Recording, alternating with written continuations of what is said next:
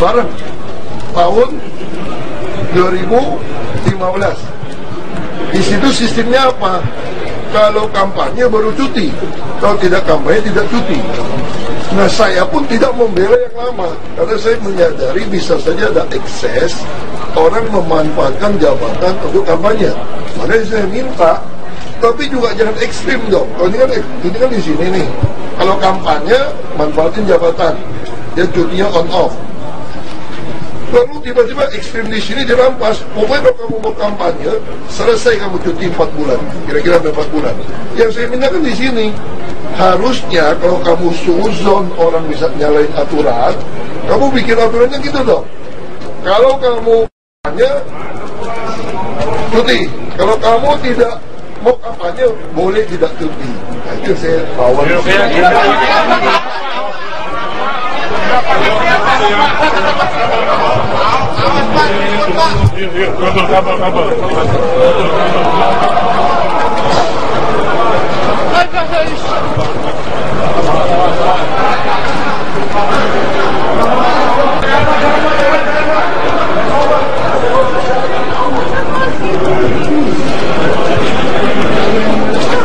Seperti yang kita lihat di layar kaca, baru saja Ahok atau Basuki Cahayapurnama keluar dari ruang persidangan MK dan memberikan pernyataan ataupun komentar statementnya kepada awak media ataupun kepada wartawan. Satu kalimat terakhir yang bisa kita ingat di sini yang menjadi keberatan Ahok adalah kalau dia ingin kampanye, dia sebaiknya tidak mengambil cuti. Namun hal demikian juga sebaliknya berlaku, yaitu kalau tidak mau kampanye seharusnya juga tidak mengambil cuti, pemirsa. Dan ini yang tadi menjadi tuntutan dari Basuki Cahayapurnama ataupun Ahok dalam persidangan perdana ketika ia menyampaikan permohonannya tanpa didampingi kuasa hukum ke Majelis Hakim Mahkamah Konstitusi yang diketuai oleh Anwar Usman.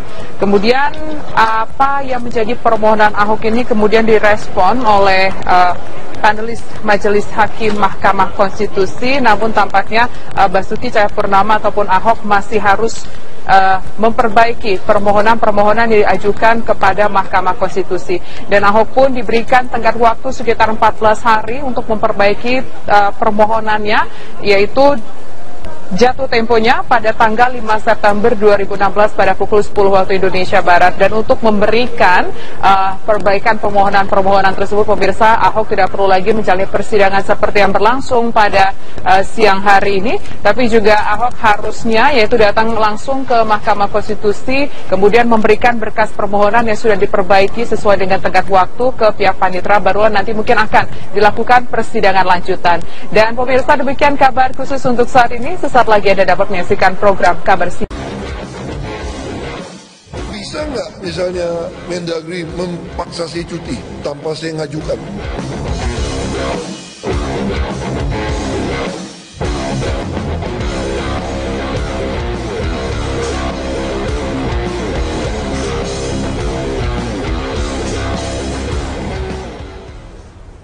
Gubernur DKI Jakarta Basuki Cahayapurnama mengajukan judicial review atas ketentuan wajib cuti bagi cagup petahana seperti diatur dalam Undang-Undang Nomor 10 Tahun 2016 tentang pemilihan kepala daerah.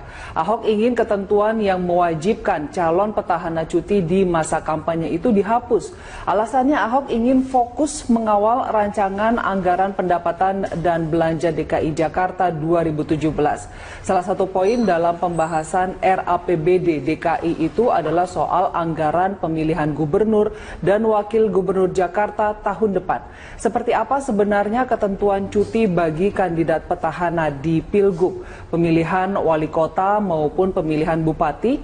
Dan untuk membahas hal ini di studio telah hadir mantan Komisioner KPU I Gusti Putu Arta dan juga peneliti hukum Perludem Fadli Ramadhanil.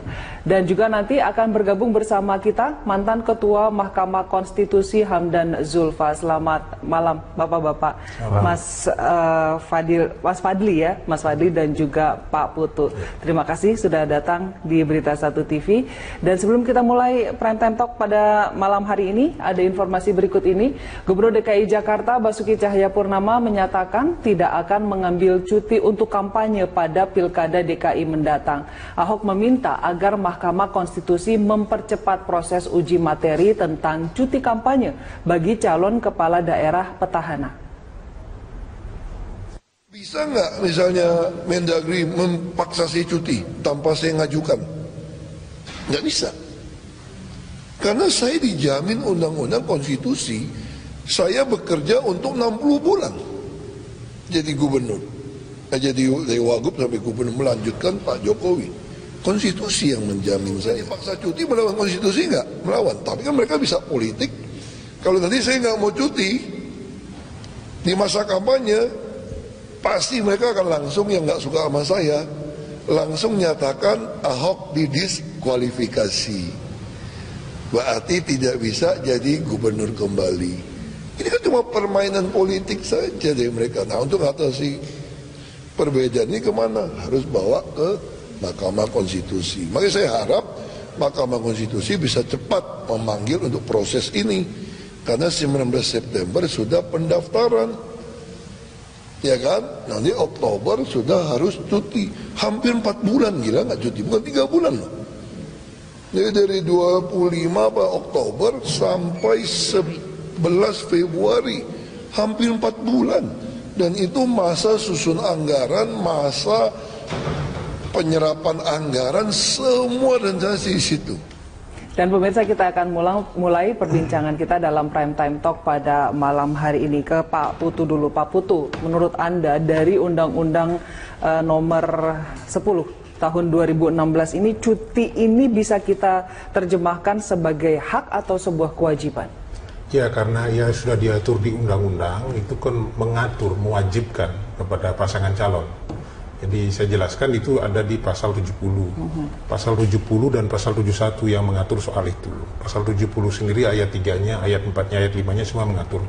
Poin yang dimasalahkan dari oleh Pak Ahok itu adalah bahwa kalau kepala daerah mencalonkan diri kembali, cuti selama masa kampanye. Jadi rumusan hukum ini relatif berbeda dengan undang-undang sebelumnya nomor 8 yang hanya mewajibkan cuti pada saat hari kampanye saja. Jadi karena sekarang masa kampanye berarti dari tanggal 27 Oktober sampai tanggal 11 Februari, hampir 3,5 bulan, itu full tidak bertugas, cuti. Kalau kebetulan dua-duanya maju, misalnya siapa tahu Ahok Jarot satu paket, maka dua-duanya kemudian cuti dan akan ada PJ, pejabat kepala daerah. Itu apa namanya rumusan teksnya, implikasi kemudian di lapangan terhadap posisi kepala daerah. Nah, pertanyaannya, kenapa rumusan ini muncul? Kenapa Undang-Undang nomor 8 berubah jadi seperti ini? Saya relatif agak mengikuti perkembangan pembahasan Undang-Undang nomor 10 itu. Sebetulnya kemarin perdebatannya kan inginnya parlemen waktu itu agar kepala daerah juga mundur, berhenti. Nah, tetapi oleh pemerintah kan dikatakan tidak bisa berhenti, tidak bisa mengundurkan diri karena sudah pernah ada jurisprudensi di Undang-Undang 12 tahun 2008 pernah muncul di situ di salah satu pasal mengundurkan diri, tapi diuji materi oleh Gubernur Lampung ketika itu Pak Sahrudin lalu menang, maka rumusannya dikembalikan jadi cuti. Jadi kalau sekarang lagi dimunculkan itu di uji materi di MK lagi, pemerintah kan kehilangan muka. Nah, akhirnya komprominya kemudian argumen itu waktu itu dari parlemen adalah kalau kami tidak boleh juga apa namanya cuti, kami juga harus berhenti kalau menjadi calon kepala daerah, kan ini juga harus berhenti petahananya itu. Nah, akhirnya komprominya kemungkinan ya sudah kalau begitu kita cuti selama masa kampanye full. Ini suasana kebatinan pembahasan itu sehingga muncul kemudian apa namanya rumusan yang mengharuskan petahana cuti selama masa kampanye. Nah, penilaian saya kemudian sebetulnya tujuan ini bagus, tetapi saya tetap menganggap bahwa rumusan ini relatif agak berlebihan. Kenapa dia berlebihan? Karena dia punya implikasi kemudian terhadap proses ketatanegaraan di daerah itu. Ada berapa PJ harus kemudian dimunculkan lagi kalau ketika bicara cuti 3 bulan. Dan karena ini pilkada serentak Oktober, November, Desember adalah masa-masa krusial pengambilan keputusan strategis, APBD perubahan, APBD 2017 macam-macam. Memang itu ada persoalan kemudian dengan kinerja jalannya pemerintahan di daerah itu. niatnya memang bagus agar menganulir kemungkinan, mengeliminasi kemungkinan kepala daerah kemudian menyalahgunakan kewenangan dan seterusnya. Tapi saya ingin mengatakan sebetulnya seluruh instrumen pasal-pasal yang mengunci kepala daerah untuk tidak menyalahgunakan fasilitas, kewenangan segala macam kan sudah ada. Tapi yang kemudian menjadi evaluasi saya adalah justru instrumen itu tidak pernah secara serius oleh penyelenggara dan pengawas ditegakkan secara maksimal.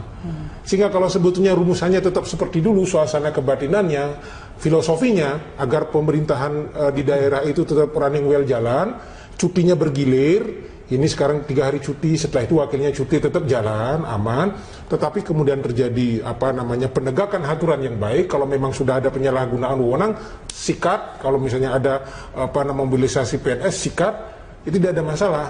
Nah, maka di situ saya katakan relatif agak berlebihan sehingga mengorbankan kemudian kepentingan publik yang lebih luas atas pelayanan rakyat itu dengan sekedar kemudian untuk mengamankan bahwa selama 3 bulan ini tidak terjadi penyalahgunaan. Sebetulnya Anda melihat Undang-Undang Nomor 10 Tahun 2016 ini seperti apa? Karena masih banyak yang menyatakan masih membuka celah untuk berbagai tafsiran. Seperti misalnya tadi Anda sudah menyebutkan pasal 70 ayat 3. Sebenarnya yang disasar adalah pasal 70 ayat 2 di mana disebutkan bahwa gubernur, wagub, bupati, wakil bupati, wali kota dan wakil wali kota pejabat negara lainnya dapat ikut dalam kampanye. Kata dapat ini artinya tidak wajib untuk ikut kampanye gitu. Ini yang masih menimbulkan tafsiran. Anda sendiri melihatnya seperti apa? Kalau dapat ikut dalam kampanye memang bisa ikut kampanye, bisa tidak artinya kan? Ya, tetapi calon kan terikat seluruh tahapan itu. Pertanyaannya kemudian, kalau kemudian yang bersangkutan pasti akan ikut debat, debat kan bagian dari kampanye. Ya artinya sudah ikut kampanye. Kalau salah